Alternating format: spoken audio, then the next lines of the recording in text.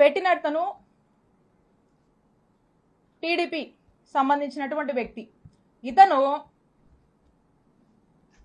ఇతను ఈ కథకి వీళ్ళని ముందుండి నడపడానికి గల కారణం ఒక డైరెక్టర్ ఉన్నాడు. ఈ డైరెక్టరు, ఈ స్క్రీన్ ప్లే, వీళ్ళంతా కూడా ఈ యాక్టర్స్, ఆర్టిస్టులు వీళ్ళంతా. ఎందుకంటే మొదటి నుంచి కూడా ఒక మార్కెటింగ్ టీంని పెట్టి, మీరు వస్తారా, విడుదల రజనీ మీద కేసు పెడతారా, కంటెంట్ మేము ఇస్తాము, మీరు జస్ట్ అక్కడికి వెళ్ళి ఆ కంప్లైంట్ ఇచ్చిరండి, మీరు వస్తారా, అధికారం మా దగ్గర ఉంది, ఏం పని కావాలో చేసి పెడతాము, విడుదల రజనీ మీద మేము ఒక నరేషన్ ఇస్తాము, ఆ నరేటివ్ తీసుకుని పలానా ఆఫీస్కి వెళ్ళి కంప్లైంట్ చెప్పండి, బయటికి రాగానే మీడియాతో మాట్లాడండి, సోషల్ మీడియాలో పెట్టండి అనేది ఒక ఎజెండా పెట్టుకున్నారు. ఒక మోడస్ ఆపరెండా రన్ చేస్తున్నారు. దాంట్లో భాగంగానే ఒక బిజినెస్ మ్యాన్, ఒక వ్యక్తి వెళ్ళి, ఇక్కడ ఒక డైరెక్టర్ ఉన్నాడు, ఆ డైరెక్టర్ ఎవరో కాదు, నర్సరావుపేట ఎంపీ శ్రీ లావు శ్రీకృష్ణదేవరాయ గారు. He's the director. ఈ డైరెక్టర్ దగ్గరికి ఈ బిజినెస్ మ్యాన్ వెళ్తాడు.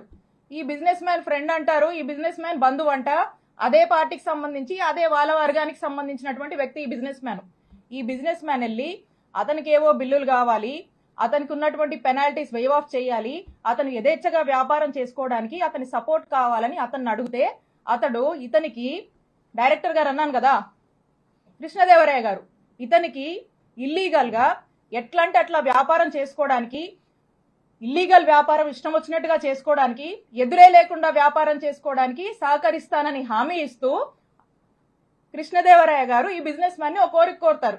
ఏంటంటే, నా టార్గెట్ విడుదల రజనీ, ఈ విడుదల రజనీ మీద తన్ని డిఫేమ్ చేయాలి, తన మీద ఏదో ఒక కంప్లైంట్ పెట్టండి, తన్ని డిఫేమ్ చేద్దాము, కంప్లైంట్ పెట్టించడము, ఆ పైన ఫాలోఅప్లు వ్యవహారాలు మొత్తం నాది బాధ్యత, మీరు అలా కంప్లైంట్ పెట్టి నేను చెప్పిన ఆఫీస్కి వెళ్ళి ఇచ్చేసి మీరు ఇంట్లో కూర్చోండి మెలకుండా, నేను నడుపుతా అని చెప్పి మీ బిజినెస్లు నడిపిస్తా అని అతనికి అభయం ఇచ్చి వెనకుండి ఈ విధమైనటువంటి దారుణమైనటువంటి ఇల్లీగల్ కేసుని నా మీద, మా స్టాఫ్ మీద, మా మరిది మీద పెట్టించినటువంటి ప్రయత్నం చేశారు. అసలు ఎందుకు ఇది చేయాల్సి వచ్చింది, కృష్ణదేవరాయ గారికి కూడా ఎందుకు ఇలా చేయాల్సి వస్తుందంటే, కృష్ణదేవరాయ గారికి విడుదల రజనీ అంటే కోపం కొంచెం ఎక్కువేనండి, ఎక్కువ కోపమే. ఎందుకో నాకు కూడా కారణాలు తెలీదు, కానీ రకరకాల కారణాలు ఆయనే అనుకుంటాడు, రకరకాల కారణాలు ఆయనకే ఉన్నాయి. సరే, ఎందుకంటే దానికి కూడా కథ ఉంది, అది కూడా చెప్తా. అయితే ఆ కథ ఏంటంటే,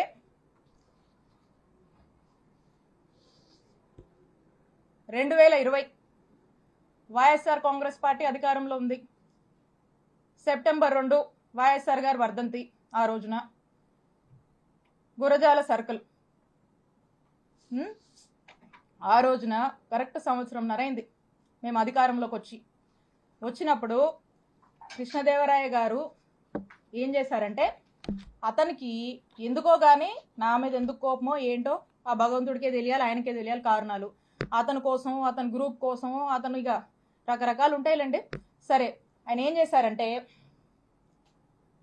ఈ గురజాల సర్కిల్లో ఉన్నటువంటి పోలీస్ స్టేషన్లో అక్కడున్నటువంటి డిఎస్పీ గారిని, అక్కడున్నటువంటి సిఐ గారిని, ఇద్దరిని కూడా మాటలు చెప్పి మా అధికారాన్ని మా మీదకే వాడి వాళ్ళని, పోలీసులను బ్రైబ్ చేసి నా మీద, నేను మాట్లాడేటువంటి ఫోన్ నంబర్ మీద, నేను వాడేటువంటి నంబర్స్ మీద, మా సిబ్బంది నంబర్స్ మీద, మా ఇంట్లో వాళ్ళ నంబర్స్ మీద ఒక 6 నుంచి 7 నంబర్ల వరకు కూడా కాల్ డేటా తీసే ప్రయత్నం చేశారు.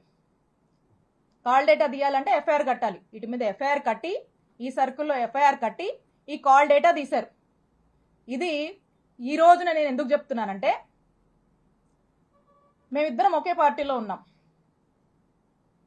ఇది మేము అధికారంలో ఉన్నప్పుడే జరిగింది, అప్పుడు నేను ఎమ్మెల్యేని. అప్పుడు జరిగినటువంటి విషయము నేను ఏ రోజు కూడా ఈ విషయాన్ని చెప్పే పరిస్థితి నాకు రాకూడదని నా మనసులో ఎప్పుడు అనుకుంటూ ఉండేదాన్ని. కానీ ఈ రోజున నేను ఏ తప్పు చేయకపోయినా, ఈ రోజున నన్ను బాధ పెట్టి, నా కళ్ళల్లో ఏదో కన్నీళ్లు చూద్దామని, నన్ను ఇబ్బంది పెట్టి హింసిద్దామని చెప్పి ఈ రోజున వరుస పెట్టి నన్ను టార్గెట్ చేస్తూ నన్ను ఇబ్బంది పెడుతున్నప్పుడు చెప్పక తప్పట్లేదు కాబట్టి ఈరోజు నేను చెప్తా ఉన్నా. ఆ రోజున మేము ఒకే పార్టీలో ఉన్నాము. వైఎస్ఆర్ కాంగ్రెస్ పార్టీ ఇంటిగ్రిటీ కోసం నేను ఆ రోజు నోరు విప్పలేదు. ఈ రోజున కూడా నేను చెప్పాలనుకోలేదు, కానీ చెప్పే పరిస్థితులు ఏర్పడ్డాయి కాబట్టి నేను చెప్తా ఉన్నాను. ఒకసారి ఆలోచన చేయండి. ఒకే పార్టీకి సంబంధించినటువంటి ఎంపీ, అక్కడున్నటువంటి ఒక బీసీ మహిళ, ఒక ఎమ్మెల్యే మీద కాల్ డేటా తీస్తారండి? కాల్ డేటా అనేది ఒక వ్యక్తి ప్రైవసీకి సంబంధించినటువంటి విషయం. నా ప్రైవసీ అంటే నా జీవితం, నా వ్యక్తిగత జీవితంలోకి రావాలనేటువంటి ఎందుకంత నీచపు ఆలోచన వారికి వచ్చిందో నాకు తెలీదు. నేను ఒక్కసారి అడుగుతా ఉన్నాను, ఈ రాష్ట్రంలో ఇంతమంది అన్నల్ని, తమ్ముళ్ళు ఉన్నారు. వాళ్ళని నేను అడుగుతా ఉన్నా, ఒక్కసారి ఆలోచన చేయండి. మీ ఇంట్లో ఒక ఆడపిల్ల ఉంటే, మీ భార్య అయినా, మీ చెల్లి అయినా, మీ అక్క అయినా, మీ ఇంట్లో ఉండే ఆడవాళ్ళ కాల్ డేటా ఎవరన్నా తీస్తే ఏంటండి? మీకు ఎంత బాధ అనిపిస్తుందండి? మీకు ఎంత కడుపు కాలుద్దండి? అలాగే మీరు కాల్ డేటా తీసినప్పుడు నా కుటుంబ సభ్యులు కూడా అలాగే ఫీల్ అయ్యారు. ఇంత నీచుడా కృష్ణదేవరాయలు అని చెప్పి అందరూ ఫీల్ అయ్యారు. ఇది మా అధిష్టానానికి తెలుసు, మా పార్టీలో ఉన్నటువంటి పెద్దలకు తెలుసు, అప్పట్లో ఉన్నటువంటి మా పోలీస్ అధికారులకు కూడా తెలుసు. కానీ ఎప్పుడు బహిరంగంగా ఈ విషయాన్ని నేను బయటికి చెప్పే ప్రయత్నం చేయలేదు. ఇది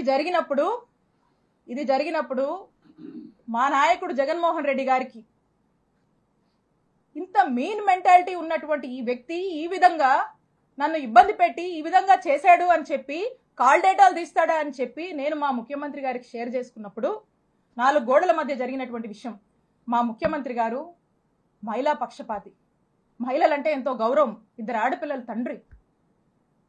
ఆ ఇంట్లో ఆ 2 ఆడపిల్లలకు ఎవరికైనా ఒక మహిళకు జరిగితే, వాళ్ళ ఇంట్లో మనుషులకు ఎలా జరిగితే ఎలా మనం బాధపడతాం, మన విషయంలో మనం ఎలా బాధపడతామో, నా విషయంలో కూడా మా నాయకుడు జగన్మోహన్ రెడ్డి గారు ఆ రోజు అంతే బాధపడి ఇమీడియట్ గా అక్కడ ఉన్నటువంటి ప్రభుత్వ అధికారులకు, పోలీస్ అధికారులకు ఇన్స్ట్రక్షన్ ఇచ్చి ఇమీడియట్ గా necessary action తీసుకోమన్నారు.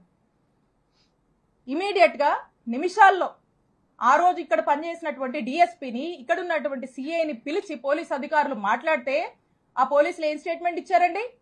Upon the pressure of honourable MP Narasaraopet Lavu Krishnadevarayalu, upon his instructions మేము ఇది తీయాల్సి వచ్చింది అని చెప్పారు. నిమిషాల్లో సస్పెండ్ అయ్యారు ఆ పోలీసులు. ఇది చాలా మందికి తెలుసు. ఇదేదో వీళ్ళేదో కట్టుకదల్లి నా మీద ఏమాత్రం కూడా పస లేకుండా, సబ్స్టెన్స్ లేకుండా నా మీద ఏదో కేసు పెడితే నేను మాట్లాడట్లేదండి. నేను ఇదిగోండి ఆ ఎఫ్ఐఆర్ కాపీ కూడా ఉంది. మా నంబర్ల మీద తీసినటువంటి ఎఫ్ఐఆర్ కాపీ ఇది కూడా ఉంది, ఎవిడెన్స్. అక్కడున్నటువంటి డిఎస్పీ, అక్కడున్నటువంటి సిఐ సస్పెండ్ అయ్యారు. అదందరికీ తెలుసు. నేనేదో మీలా కట్టు కదలల్లి ఏదో మాటలు చెప్దామని రాలా. ఇది ఇంత నీచమైన నిజస్వరూపం లావు కృష్ణదేవరాయలు. అప్పుడు మా నాయకుడు అతన్ని ఏంటయ్యా కృష్ణ, ఏంది పని అని ప్రశ్నిస్తే తల దించుకున్నాడు కృష్ణదేవరాయలు. ఆ రోజున కృష్ణ గారు తల దించుకున్నారు. తన తల తీసేసినట్టయింది ఆ రోజున మా నాయకుడు జగన్మోహన్ రెడ్డి గారి దృష్టిలో ఇతను చేసినటువంటి ఈ తప్పుడు పనికి, ఒక మహిళా ఎమ్మెల్యే కాల్ డేటా తీసినటువంటి తప్పుడు పనికి అతను ఆ రోజున మా నాయకుడిలో కృష్ణదేవరాయలు అనే వ్యక్తి మీద నమ్మకం కోల్పోయాడు, అతను చేసిన తప్పు వల్లే. మొదటిది ఏదో టెలిఫోన్ డేటా గురించి అని చెప్పి మాట్లాడారు అని చెప్పడం జరిగింది. కాల్ డేటా, టెలిఫోన్ డేటా కాదు, కాల్ డేటా గురించి మాట్లాడారు అని చెప్పడం జరిగింది. అమ్మ, మా ఇంట్లో కూడా నాతో పాటు తోడబుట్టిన వాళ్ళు ఉన్నారు, మహిళలు ఉన్నారు. మా ఇంట్లో మహిళలకి ఒక న్యాయం, బయట మహిళలకు ఒక న్యాయం అని భావించే వ్యక్తిని నేనైతే కాదు. అది తమరు గుర్తు పెట్టుకోవాలని చెప్పి తెలియజేస్తూ ఉన్నాను. రెండో విషయం, ఏదో ల్యాండ్ విషయం అని చెప్పి మాట్లాడారు. ఏదో విశాఖపట్నంలో ఏదో ల్యాండ్ ఉంది, అది ఇది అని మాట్లాడటం జరిగింది. అమ్మ, మేము 45 సంవత్సరాలుగా 1977 నుంచి విజ్ఞాన విద్యా సంస్థ నడుపుతా ఉన్నాం. ఈ 45 సంవత్సరాలు పైగా ఉన్న ప్రయాణంలో ఆంధ్ర రాష్ట్రంలో కాదు, దేశం మొత్తం ఎక్కడా కూడా, ఆంధ్ర రాష్ట్రంలో కాదు దేశం మొత్తంలో ఎక్కడా కూడా గవర్నమెంట్కి మేము రిక్వెస్ట్ పెట్టి మాకు ల్యాండ్ అలాట్ చేయండి అని చెప్పి ఒక్క దగ్గరన్నా మేము ల్యాండ్ అలాట్ చేయించుకున్న దాఖలాలు ఉంటే దయచేసి మీడియా మిత్రులకు చూపించాలి, లేకపోతే బయటికి తీసుకొచ్చి చూపించండి. తప్పకుండా 45 సంవత్సరాలు ఎప్పుడూ కూడా మేము ఎక్కడ ఏ గవర్నమెంట్ దగ్గర నుంచి కూడా ల్యాండ్ మేము విద్యా సంస్థలు పెడతాము మాకు ల్యాండ్ ఇవ్వండి అని చెప్పి మేము ఎప్పుడూ కూడా అడిగింది లేదు, తీసుకుంది లేదు. వచ్చి 9 నెలలు అవుతుంది. అమరావతిలో చాలామంది ఇంకా మాకంటే కూడా అక్రెడిటేషన్ తక్కువ ఉన్న వాళ్ళు కూడా స్కూల్స్ కానీ యూనివర్సిటీస్ కానీ పెట్టుకుంటామని చెప్పి ల్యాండ్ కోసం అప్లై చేస్తున్నారు. నేను ఇప్పటిదాకా మీరు చూసుకోండి, ఎక్కడికన్నా ఏ ఆఫీస్ దగ్గరికి వెళ్ళి చూసుకోండి, ఇప్పటిదాకా నేను ఒక అప్లికేషన్ అమరావతిలో నాకు ల్యాండ్ ఇవ్వండి అని చెప్పి పెట్టింది కూడా లేదు. విశాఖపట్నం ల్యాండ్కి సంబంధించి అది 2009లో మేము అప్పుడు కాంగ్రెస్ గవర్నమెంట్ ఉన్నప్పుడు మీకు ఎవరో తప్పు ఇన్ఫర్మేషన్ ఇస్తున్నారు, 2019 అని కాదు, 2009లో కాంగ్రెస్ గవర్నమెంట్ ఉన్నప్పుడు ఆక్షన్ వేస్తే అలాట్మెంట్ కాదు, అలాట్మెంట్కి ఆక్షన్కి కొద్ది తేడా తెలుసుకోండి. ఆక్షన్ వేస్తే ఫెయిర్ ఆక్షన్లో మిగతా వాళ్ళతో పాటు మేము ఆక్షన్లో పాల్గొని హయ్యెస్ట్ రేట్, అప్పటికి ఇప్పటికీ ఎడ్యుకేషన్ ఇన్స్టిట్యూషన్ హయ్యెస్ట్ రేట్ పెట్టి తీసుకున్నది మేము. కాబట్టి ఒకసారి ఎవరో మీకు బ్రీఫ్ చేస్తూ ఉన్నారు, వారిని డేటానా సరిగ్గా ఇవ్వమని చెప్పి కోరుతా ఉన్నాం. ఇవన్నీ కూడా ఈ 2 విషయాలు కూడా ఎందుకు మాట్లాడారో ఎవరు మాట్లాడిచ్చారో నాకు తెలుసు. వారి గురించి కూడా చివరిలో నేను మాట్లాడతాను. అయితే ఈ 2 విషయాలు కూడా, ఒకటి క్యారెక్టర్ అసోసియేషన్ చేసే ప్రయత్నం మీది, ఏదో డేటా గురించి ఫోన్ డేటా గురించి ఏదో మాట్లాడి, రెండవది ఈ ల్యాండ్ ఇష్యూ చేసి మన టాపిక్ ఎలాగోలా డైవర్ట్ చేద్దామనే ప్రయత్నం మీరు చేస్తూ ఉన్నారు. కానీ అసలు విషయం గురించి మాట్లాడుకుందాం. 3వ విషయం, 3 ముక్కలు అన్నా కదా, 3వ ముక్క ఇది. 3వ విషయం ఏదైతే ఈ క్రషర్స్ విషయం, ఏ క్రషర్స్ దగ్గర డబ్బులు తీసుకున్నారు అనే దాని మీద మీరు చెప్పారట, నేనేదో కేసు పెట్టించాను, రెడ్ బుక్లో ఉంది, దాన్ని తీసుకొని ఈ కేసులు చేస్తూ ఉన్నారు, ఈ 9 నెలల నుంచే పెట్టారు.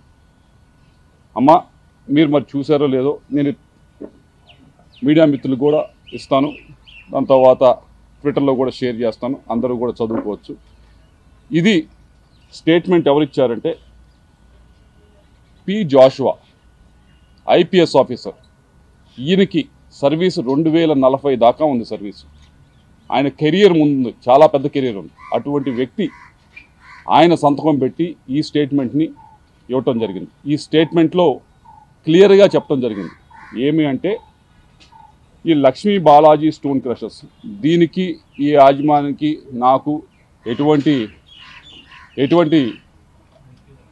బంధుత్వం లేదు, ఎటువంటి బిజినెస్ పరంగా ఏమీ లేదు, నాకు ఎటువంటి ఇది లేదు. ఈ బాలాజీ స్టోన్ క్రషర్స్ అనే ఆయన మీదకి ఏం చేశారనేది క్లియర్గా చెప్పుంది. 2021లో ఆగస్టు 24వ తారీఖున, ఆగస్టు 2021లో మీ వైపు నుంచి మీరు ఒక కంప్లైంట్ని వీళ్ళ పైన మీరు మూవ్ చేయడం జరిగింది. ఏమని మూవ్ చేశారు? మీ స్వహస్తాలతో మీరే మూవ్ చేశారు, నేను మూవ్ చేసింది కాదు. ఇదేదో 2024 అధికారంలోకి వచ్చిన తర్వాత చేసింది కాదు. ఇది మీరు కంప్లైంట్ పెట్టడం జరిగింది. ఈ లక్ష్మీ బాలాజీ స్టోన్ క్రషర్స్లో చాలా అక్రమం జరుగుతూ ఉంది, దీని మీద ఫైన్ వేయండి అని చెప్పి మీరు కంప్లైంట్ పెట్టారు. కంప్లైంట్ పెట్టిన దాని మీద జాషువా గారు దీని మీద ఇది చిన్న విషయం కదా అని చెప్పి యాక్ట్ చేయలేదు. యాక్ట్ చేయకపోతే మీరేం చేశారు? మీరు తిరగని ఆఫీస్ లేదు, ప్రతి ఆఫీస్ దగ్గరికి వెళ్ళారు, ఆయనకి ఫోన్ చేయించారు.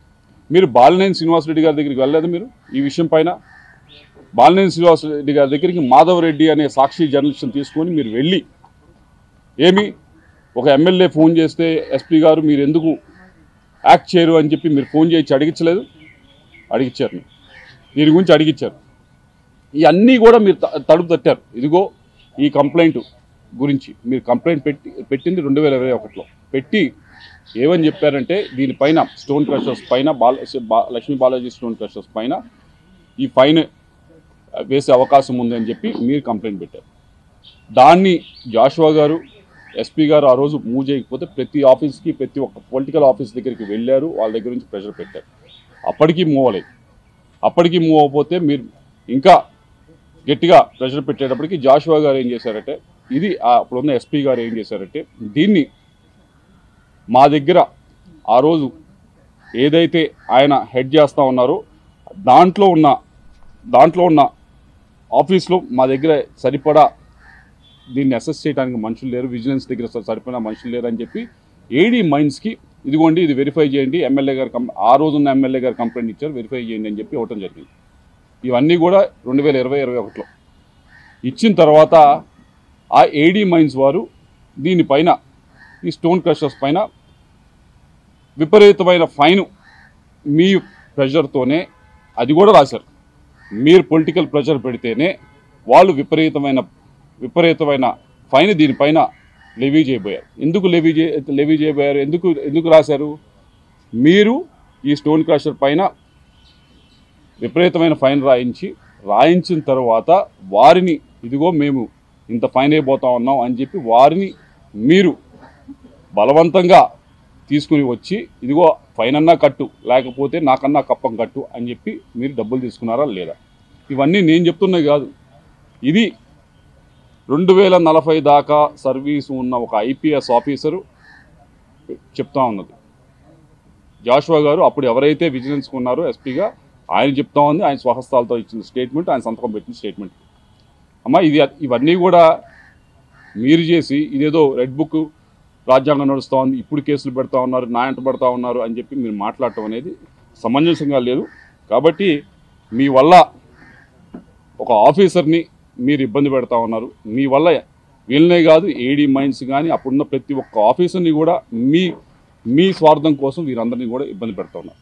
మీరు అంటా ఉన్నారు ఏమనంటే, అయ్యా నా పైన అనవసరంగా కేసులు పెడతా ఉన్నారు, అది మీ పైన ఎవరు అనవసరం కేసులు పెట్టలేదు, మీరు డబ్బులు తీసుకున్నారు కాబట్టి మీరు డబ్బులు తీసుకున్నారని చెప్పి ఎవరైతే డబ్బులు ఇచ్చారో ఆ స్టోన్ క్రషర్ మేము 2 కోట్లు 2.5 కోట్ల దాకా ఇచ్చాము. మేమకి మా దగ్గర బలవంతంగా తీసుకుంది, మా దగ్గర ఏమీ లేకపోయినా కానీ మా మీద ఒక కేసు పెట్టి బరాయించి ఒక ఇన్వెస్టిగేషన్ చేయించి దాని మీద ఒక ఫైన్ లాగా వేయించి మమ్మల్ని భయపెట్టి బెదిరించి మా దగ్గర డబ్బులు లాక్కుంది అని చెప్పి వాళ్ళు స్టోన్ క్రషర్స్ వాళ్ళు కేసు పెట్టారు. వారికి నాకు సంబంధం లేదు. ఆ పెట్టిన కేసుకి జాషువా అనే వ్యక్తి ఇది జరిగింది అని నేరేషన్ క్లియర్గా చెప్పారు.